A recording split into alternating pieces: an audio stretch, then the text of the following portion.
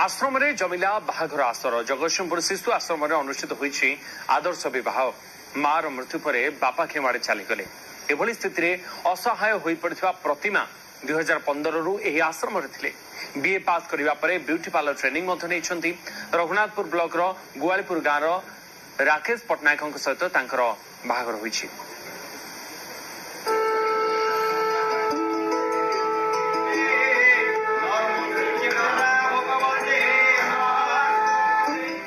शिशु आश्रम रे जमिथिला विवाह भोजीर आसर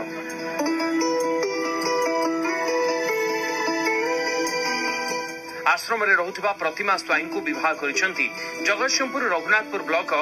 गुआलीपुर गाँव रो राकेश पटनायक।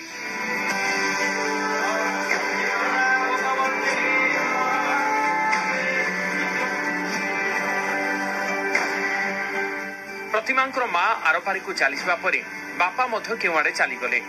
2015 रु प्रतिमा जगतसिंहपुर स्थित शिशु आश्रम रे रही पाठ पढ़ुथिले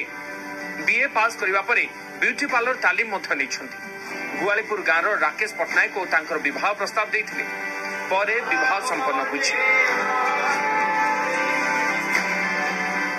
तो आदर्श विवाह प्रति मोर आग्रह बहुत आगुरु थिला तो सुजोग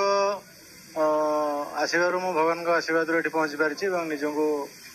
बहुत गर्व मन करुछि खुशी मन करुछि जार हाथ धरबी ताकू खुशी रखी देखो उदाहरण तो मुझे सृष्टि कली समाज को वार्ता देवे कि से आगे आसत आम घर प्रथम है तो मुझे बहुत खुशी थी बहुत भल आम घर जमी समस्त रोच समस्त रे आम घर जमी किसी रेस्ट्रिक्शन ना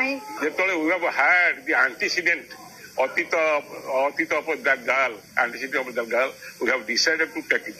take her. आम बहु नबू at least it will create a history in the society. समाज रे गोटे नूतन चिंताधारा नूतन आदर्श नहीं आम आज तक बहु कर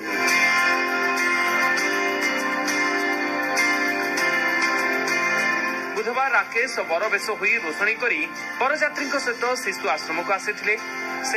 वैदिक रीतिनीति होइछि तांकर बाहाघर। ए विवाह रे समस्त खुशी थिबा कहछन। ए बाहाघर प्रस्ताव सार आनी थिले ए बाहाघर पे मु बहुत खुशी अछि पिला मान को छाड़ी जाउछि सेटा बहुत मन दुख लागुछि तापरे सेठी गले केमति जाहबो खुशी भी लागुछि बहुत नर्वस भी लागुछि। प्रतिमा बोली जो पिलाटी एटा 2016 मसिया रे हम आश्रम रे रहउथिले तर बापा मां की नांदी बापा तो बहुत दिन हेलानी एक्सपेंडेड थिले से नांदी माँ थे माँ भी एक्सपेक्ट करिए आम दीदी बड़ दीदी बाहागर होची बहुत खुशी अच्छी आके दुख भी लगुच कि आम दीदी पलैबे बोलिका समस्त केयर नौथिले। पिलाटी 2015 मसीह आम पाखे रही आसुला पिलाटीर माता देहांत हो पिता दायित्व न नेबारु पिलाटी आज पर्यंत 18 वर्ष पर आम आफ्टर केयर प्रोग्राम 21 वर्ष पर्यंत रही पिलाटी ग्रेजुएशन पास कर सारी आमर आरसेट ब्यूटी पार्लर ट्रेनिंग पिलाटी नहीं सारी जेहेतु परिवार को आउ फेरी पारिबो नाही तार विवाहर करिया पे तेणुक आज विवाहर आयोजन करा जायछि।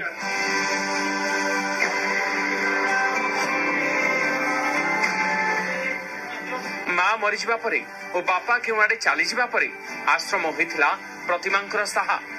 एबे किंतु तांको सारा जीवन पाई मिलिछि सहारा।